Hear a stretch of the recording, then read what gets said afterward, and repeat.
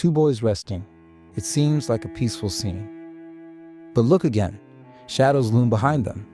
Two figures, peering over the bed, observing the resting forms, and the question this canvas poses, why are they pausing? They were sent to fulfill a dark decree.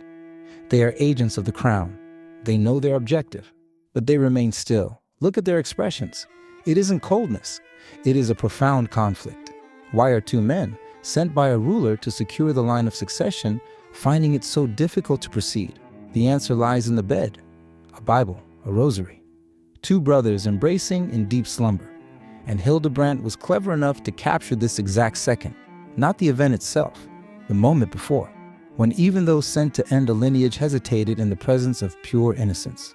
These are the princes in the tower. Edward V, 12 years old. Richard, Duke of York, 9 years old. Sons of King Edward IV. In 1483, their father passed. Their uncle, Richard of Gloucester, was named protector of the boys. Within weeks, he moved them both to the Tower of London. The reason given, protection. Then he convinced the authorities that the boys were not the rightful heirs, and he took the crown as King Richard III. The princes stayed in the tower, and they were observed less and less from the windows, until they vanished from sight entirely.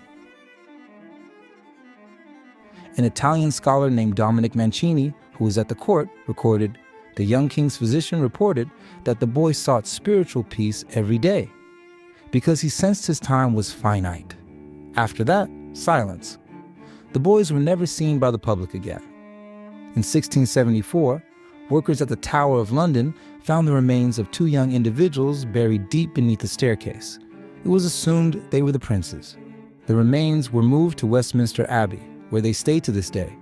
In 1933, they were examined, deemed consistent with the age of the lost heirs, but the royal household never permitted a formal biological analysis. Never. The authorities denied every request. The reasoning, it would set a precedent for disturbing other resting places in the abbey. The remains are there. The technology to identify them exists. The answer remains no. Hildebrandt painted this in 1835, 3.5 centuries after the boys disappeared, and he made a choice that few creators would dare to make. He didn't depict the finality. He depicted the hesitation, because hesitation is the human detail that no record can truly capture.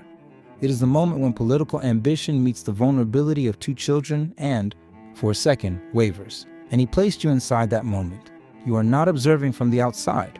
You are beside the bed, as if you had entered the room with them, a witness, or a silent observer. Hildebrandt leaves that to you, but there are others. Henry Tudor, who became Henry VII, also had a reason. If any of the princes were found, their claim would surpass that of his own house. Historical accounts from years later claim the act was carried out by agents under the orders of Sir James Tyrrell. It was said Tyrrell confessed, a story that grew into legend. But these accounts were written long after the events, by those with links to the following dynasty. 5 centuries of debate, and no final resolution. The remains in Westminster Abbey wait for an authorization that may never be granted.